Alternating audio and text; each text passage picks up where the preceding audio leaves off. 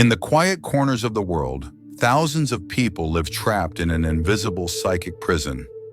The compulsion to absorb the pain of others as if it were their own. They feel emotionally responsible for everyone around them, family, partners, friends, co-workers, and without realizing it, they become human sponges, soaking up the suffering of others and drowning in pains that don't even belong to them. At first glance, this seems like genuine empathy. It looks noble, even altruistic. But Carl Gustav Jung saw something much deeper and far more dangerous behind this pattern. According to Jung, this behavior doesn't primarily spring from pure compassion, but rather from an unconscious impulse rooted in unhealed emotional wounds. He called this the wounded healer complex, a psychic configuration that leads the individual to unconsciously seek out the suffering of others as a way to avoid confronting their own internal pains.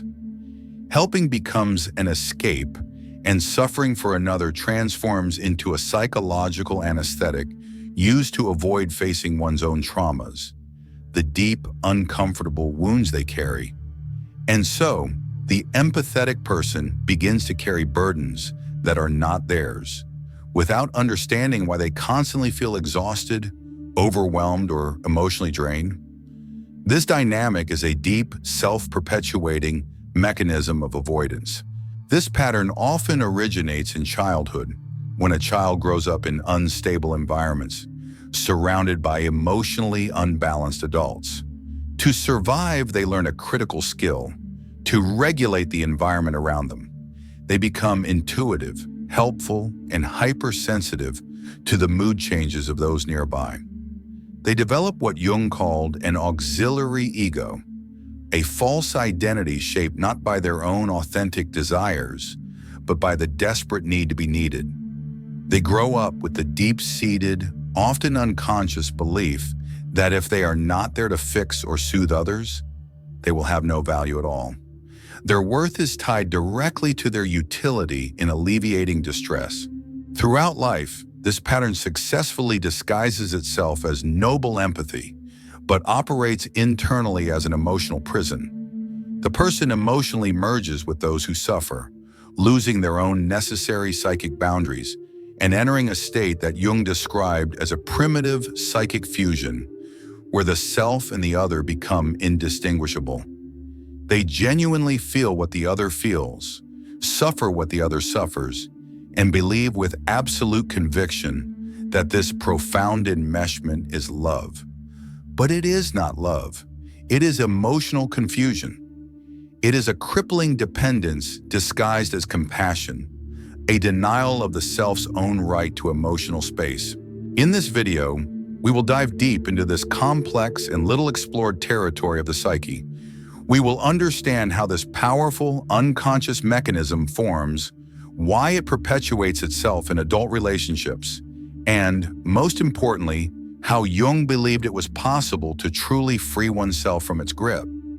If you have ever felt that you carry burdens that are not yours, if you live absorbing the pain of others as if it were a personal mission, this video may completely change the way you see yourself and your relationships. You are not here to save anyone, and when you finally stop trying to save the whole world, that is when you truly begin the rigorous, vital work of healing yourself. Throughout his clinical observations, Carl Jung identified a recurring and deeply troubling pattern in people who feel an almost obsessive need to help others, even at the clear and consistent cost of their own well-being. They often define themselves, and are defined by others, as extremely sensitive, intensely empathetic, and unfailingly supportive. They are the ones often praised as too good, naturally altruistic, the people everyone instinctively turns to when they are unwell, hurt, or in crisis. But Jung saw in this compulsive behavior something very different from genuine, mature empathy.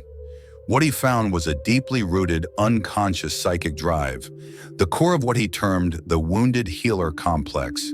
This complex is formed when a person, instead of actively and consciously dealing with their own emotional wounds and shadows, develops a powerful, overriding compulsion to save others.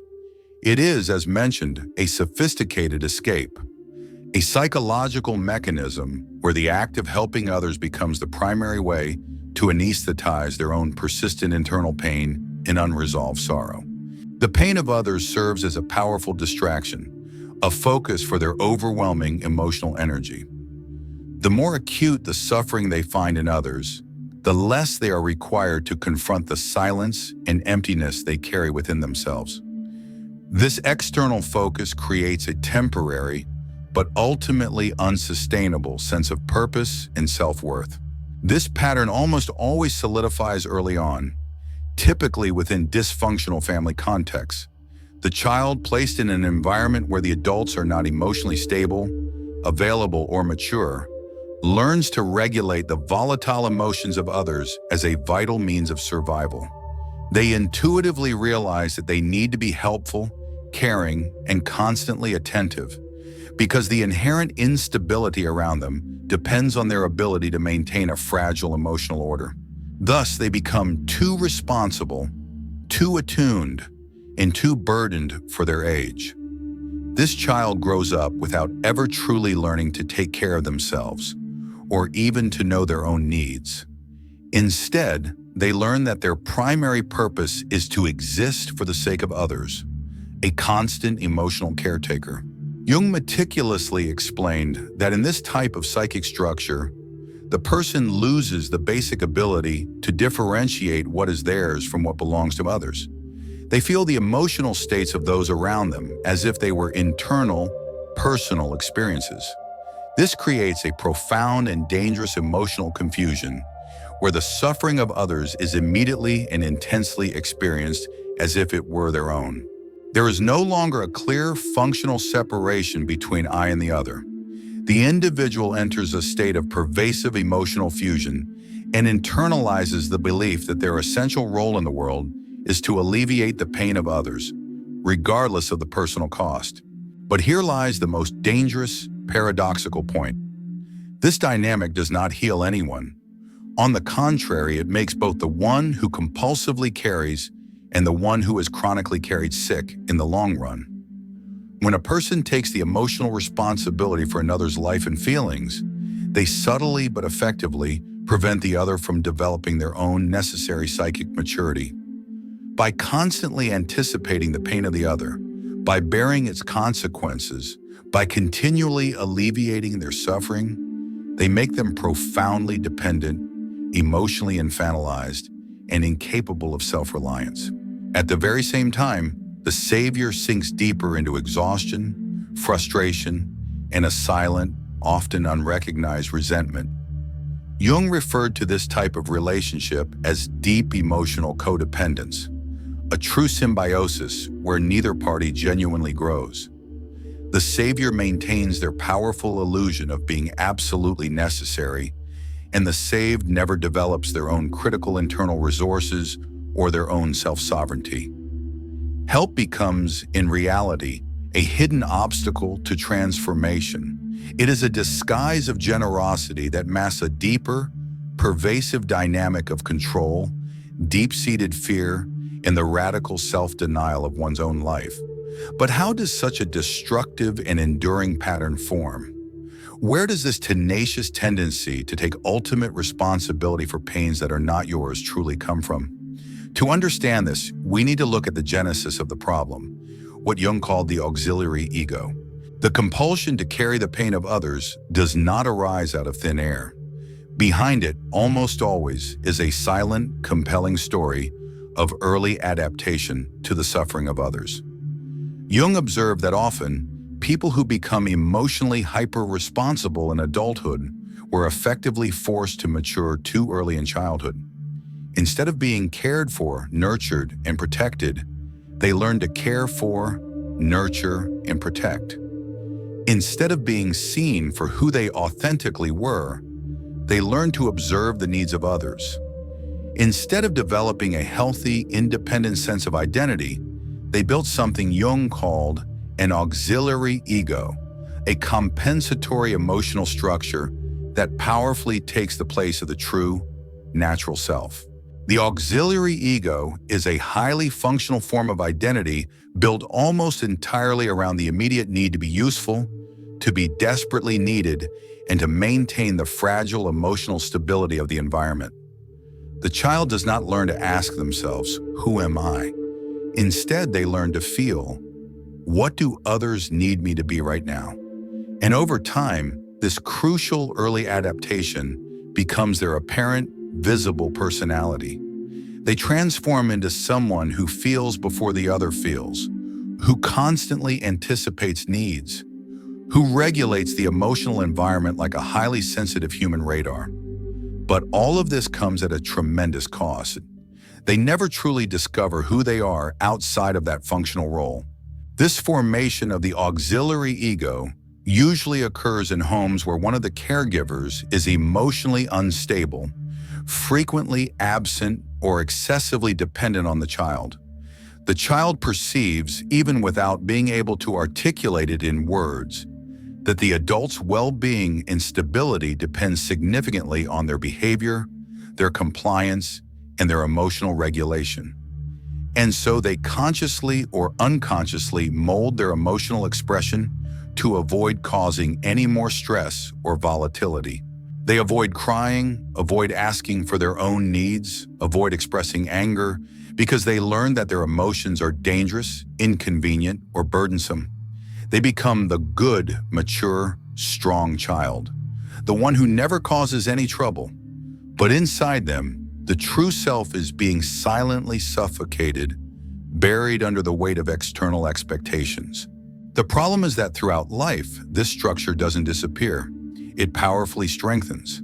The individual begins to fully identify with this functional role of the caregiver, the peacemaker, the universal counselor, the unwavering emotional support. They believe that this is fundamentally who they are. But in reality, this entire identity was constructed as a protective shield, a necessary survival mechanism that later transforms into a deep emotional prison. They become profoundly unable to say no, to set clear boundaries, or to prioritize their own basic needs without immense internal conflict. They feel immediate, crushing guilt when they attempt to distance themselves, anxiety when they are genuinely unavailable, and an irrational, paralyzing fear of being selfish when they simply think of themselves. This rigid form of identity creates what Jung termed pathological psychic permeability, a fundamental fragility in the boundaries of the self, where the individual cannot clearly and reliably differentiate what they feel from what is induced or projected by the environment. They absorb the mood of others like a saturated sponge. A simple change in someone's tone of voice already fundamentally alters their internal core state. They feel constantly on alert, perpetually monitoring the emotional climate around them. This level of constant vigilance utterly exhausts them. And the worst part is, since this pattern has been lived as something absolutely normal and necessary, they often don't even realize they are being slowly consumed and emptied by it. Jung saw this psychic configuration as a deep critical blockage in the process of individuation, that is, in the profound natural path of becoming who one truly is. As long as the auxiliary ego is in absolute control, the true self remains dormant, hidden, and suffocated by the compulsive need to be what others expect. And that is precisely why so many people living in this pattern reach adulthood with chronic, persistent feelings of emptiness, frustration, and existential confusion. They did everything right. They helped, they cared, they were always present. But deep down, they don't know who they are, and they don't feel genuinely complete or whole. The good news is that this pattern can be meticulously undone. But for that to happen, it takes immense courage to deconstruct the long-held savior role, to consciously abandon the illusion that personal worth lies solely in being needed, and to learn to sustain one's own independent identity, even if it means disappointing, frustrating, or having to distance oneself from those who have habitually benefited from their emotional invalidation. However, there is an inevitable problem. This deconstruction does not happen without immediate consequences. When you stop carrying the pain of others, When you begin to set firm boundaries, something inevitable happens. The other person enters a crisis, and it is precisely here that the most dangerous trap of this entire dynamic comes into play. The tenacious, powerful illusion that without you, the other person will not survive. In the next part, we will understand why continuing in this cycle saves no one. It only tragically perpetuates the emotional immaturity of everyone involved.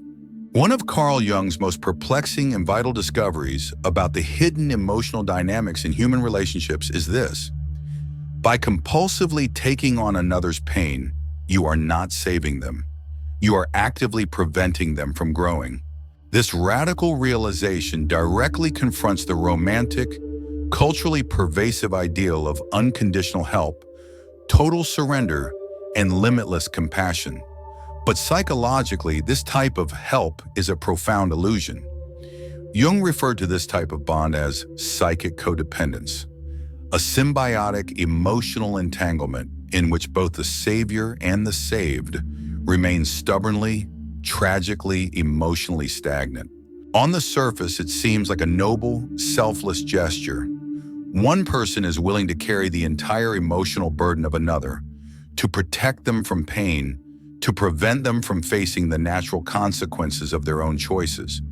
But what is truly happening on a far deeper level is a process of mutual sabotage. The savior avoids their own critical internal confrontation by hyper-focusing exclusively on someone else's suffering.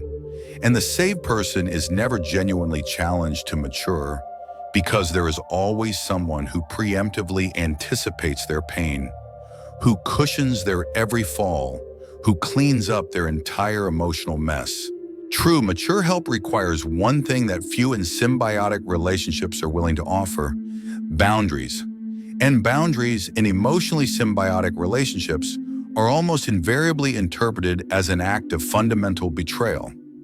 The person who has always relied on your unwavering support, your unrestricted emotional availability, and your constant shoulder will react with immediate guilt-tripping, manipulation, or intense despair when you begin to withdraw and assert your limits. This happens because the relationship was never sustained by genuine autonomy. It was sustained by crippling dependence. And dependence is not love. It is fusion. It is imprisonment. It is the denial of individual sovereignty. Jung understood that this emotional symbiosis is not just a behavioral problem. It is a failure in psychic differentiation. When two people are trapped in a relationship where one emotionally carries the other, both remain in a perpetual state of immaturity. The savior needs to be needed to validate their very existence. The saved needs to be fragile and reliant to keep the savior close and invested. It is an unconscious, destructive dance where no one becomes whole, where no one successfully individuates. And the most dangerous part is that this pattern can persist for years, even decades, slowly consuming vital energy, clarity, and personal authenticity. Decisions are made based on the other. Emotions are experienced in relation to the other. One's own unique identity begins to dissolve completely. What remains is a constant, gnawing feeling of exhaustion, frustration, and deep guilt for wanting to leave. Guilt for wanting one's own space, for wanting to exist beyond the stifling, limiting role assigned to them. But here's the painful truth that many avoid facing. Growth hurts. And allowing the other person to grow also hurts the one who is accustomed to the savior role. When you finally refuse to continue being someone's chronic emotional crutch and support system, you compel them to confront their own shadow and their own deficiencies. You force them to develop the internal resources they never needed to activate because they always had you as an immediate source of stability. This moment is uncomfortable, yes. It can generate intense conflict, distance, and unfair accusations. But it can also be the definitive turning point that initiates real, profound emotional maturation for both parties. Jung firmly asserted that true, authentic compassion is only possible when there is psychic integrity.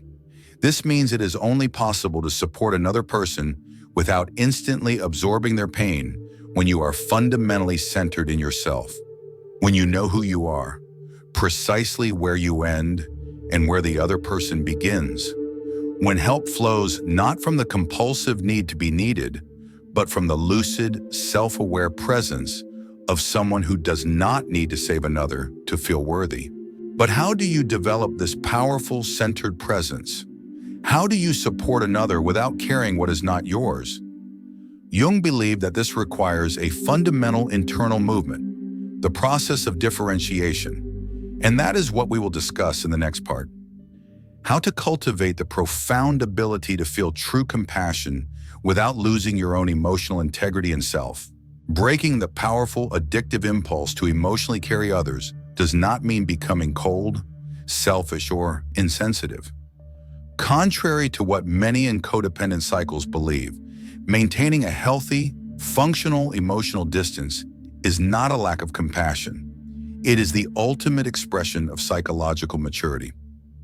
Carl Jung called this critical ability conscious differentiation, the advanced skill to reliably recognize and sustain one's own internal states without confusing them with the turbulent, emotional states of those around. Consciously differentiating is consciously ceasing to be an emotional sponge and becoming a centered, separate observer. It is the necessary process of powerfully reclaiming one's own psychic individuality after years or decades of emotional fusion with another. It means feeling with the other, but not for them. It is being present in another's pain without that pain invading and utterly destroying one's own internal boundaries. This is one of the clearest, most profound signs of a psyche that has truly begun the path of individuation. It can love without dissolving, can help without negating itself, and can sustain others without collapsing internally. But to reach this point, it is first necessary to radically recognize when you are operating from the default setting of the wounded healer complex. Jung believed that this identification with another's pain, when it is compulsive and overwhelming, almost always reveals an internal deviation, the unconscious desire to avoid one's own shadow work. Therefore, the very first step of conscious differentiation is radical self-questioning. Whose pain am I really feeling right now? Is what I am carrying truly mine? Or am I compulsively repeating the old painful pattern of absorbing others' suffering to avoid facing my own unresolved grief or fear? From this point of honest inquiry, a process begins that involves dedicated emotional discipline and intense internal vigilance. It is learning to consciously return to others what rightly belongs to them, not with indifference or blame, but with lucid clarity. This can be accomplished through conscious daily practices. Pausing deeply before automatically reacting, perceiving the raw sensations in the body, precisely identifying emotional triggers, and above all, cultivating a solid, independent identity that exists completely outside the all-consuming caregiver role. Jung knew this work was not easy.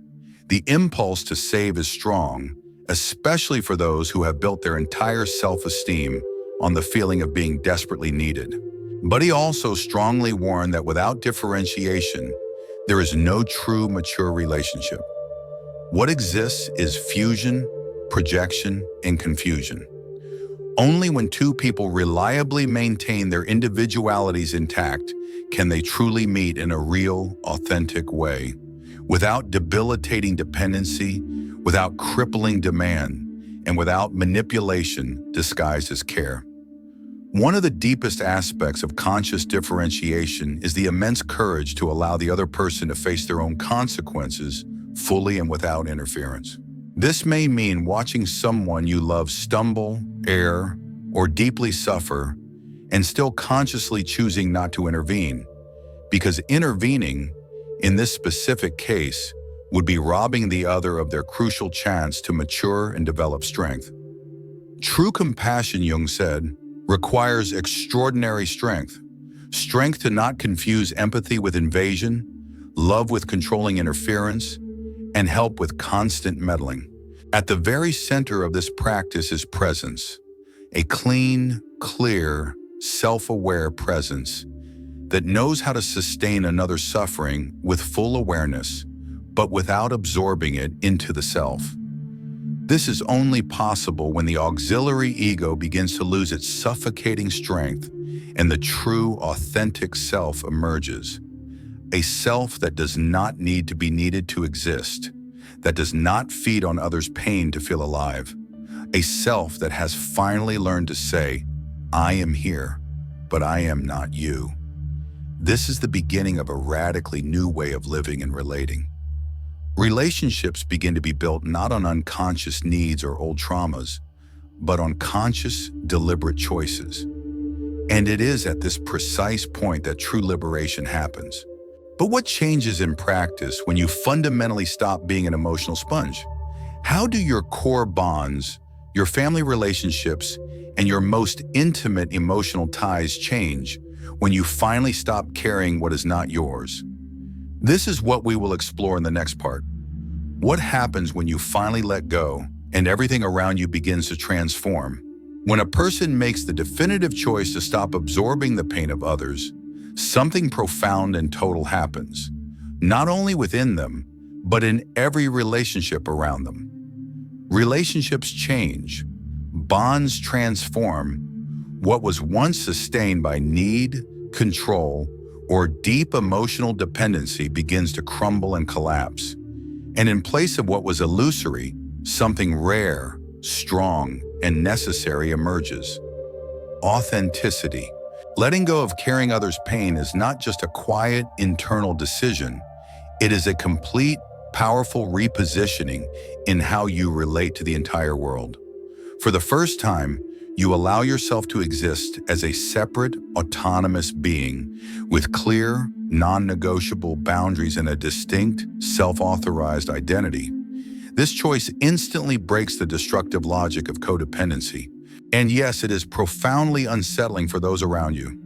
Many people will not accept this fundamental change immediately.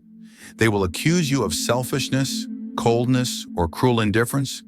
But in reality, what they are feeling is the intense loss of the emotional control they once exerted over you, even if that control was entirely unconscious. Jung understood that when we break away from the neurotic, compensatory patterns that sustain our relationships, the surrounding system enters a necessary, dramatic crisis. But this crisis and collapse are essential. It is the beginning of a new, healthier internal and external order. The relationships that successfully survive your liberation are those that were genuinely ready and mature enough to evolve. Those that dissolve reveal that they only existed because you were powerfully negating yourself and your own needs to maintain them. You begin to see with crystalline clarity which bonds were based on real, honest love and which were sustained by a deep, masked need for validation. You see the relationships where you were only valued while you said yes, while you were instantly available, and while you consistently carried what was not yours. Now, by setting boundaries, by consciously choosing not to absorb, you compel the other person to finally take responsibility for themselves. And this, though painful, can be the greatest, most transformative gift someone can ever receive. On the internal level, this liberation brings with it a surge of new energy. Something long dormant awakens. You reclaim parts of yourself that were frozen solid by the crushing obligation to always be the support, the strong one, the perpetually understanding one. You begin to experience silence without guilt, loneliness without debilitating pain, autonomy without fear. An internal space previously occupied by the exhaustion of feeling for others is now free, and this space begins to be filled with your own vital presence and purpose. Relationships built on conscious choice, not unconscious need, are radically different. They do not require constant, exhausting validation. They do not generate crippling guilt when there is distance. They do not beg for sacrifices of the self. They are quieter relationships, but far more genuine, more free, but more deeply committed. Because now you are no longer present to be needed. You are present because you want to be, and that changes everything. It is in this new territory that the true possibility of loving in a real adult way is born, without absorbing, without controlling, without erasing yourself. Empathy is now a choice, not a compulsion. Care is now presence, not dependency. You can finally look at the other person without fear of losing them, because you are no longer willing to lose yourself to keep anyone close. But this transformation can only be sustained when it is accompanied by a continuous practice of deep self-observation, the essential reintegration of the self, and internal strengthening. The mind needs to meticulously relearn to recognize its boundaries. The body needs to be trained to say no. The heart needs to bravely accept that sometimes allowing someone to suffer the consequences of their own choices is the greatest, most profound act of love possible. And it is here that we reach the essence of what Jung proposed with the process of individuation, to become whole, complete, and self-sufficient, even if it means profoundly disappointing others along the way. Liberation is not the end of the journey. It is the powerful beginning of building a new life where you become exactly who you truly are, unburdened and free. In the end, what remains is a profound call to become whole. Carl Jung did not view the psychic life as a frantic effort to fix others, but as a deep, arduous journey to integrate all that we have been forced to fragment and exile within ourselves. The definitive liberation from the suffocating role of emotional absorber is not just a surface change in behavior. It is an ontological break with an identity that never truly belonged to us. It is a rebirth into the authentic self. When you finally stop carrying pains that are not yours, a deep, restorative silence settles in. At first, this silence may feel empty, cold, or even frightening, like stepping into an unknown void. But over time, you realize it is not loneliness. It is pure, necessary space. Space for your true self to fully manifest. Space to feel what is yours and only what is yours. Space to finally find yourself. This movement does not eliminate pain from the world. It transforms your relationship with it. You stop throwing yourself onto the suffering of others like a frantic emotional firefighter and begin to hold it with centered presence, without fusion. You begin to allow the other person to feel, to fall, to rise, and to discover that they are inherently capable of navigating their own lives. And in this gesture of profound trust, something changes forever. The other person matures, and you do too. True compassion, Jung profoundly stated, is born from deep inner strength and integrity. It does not need to shout, sacrifice, or exhaust itself. It observes, holds space, and respects individual process. It understands that suffering is often the only path we have to awaken to our own power and wisdom. And for that reason, true love does not carry. It trusts. It does not absorb. It embraces at a distance. It does not invade. It holds the boundary. When you become whole, you don't stop loving. You finally begin to love for real, to love with freedom, to love with clear boundaries, to love with genuine, unburdened presence. And perhaps this is one of the most painful, yet ultimately liberating discoveries of adult life. It is not your role to save anyone. Your sole powerful duty is to become so deeply and authentically yourself that your own wholeness and freedom inspire others to do the same for themselves. Now, the next crucial step is yours. If this video spoke to you, if you recognize yourself in this long-held pattern or are bravely trying to break free from it, write in the comments. I choose to be free. I want to know how many of you are ready to definitively abandon the role of savior and finally take full self-sovereign responsibility for yourselves. And don't forget to subscribe to the channel. Here we don't offer easy answers. We offer depth, transformation, and the path to genuine freedom.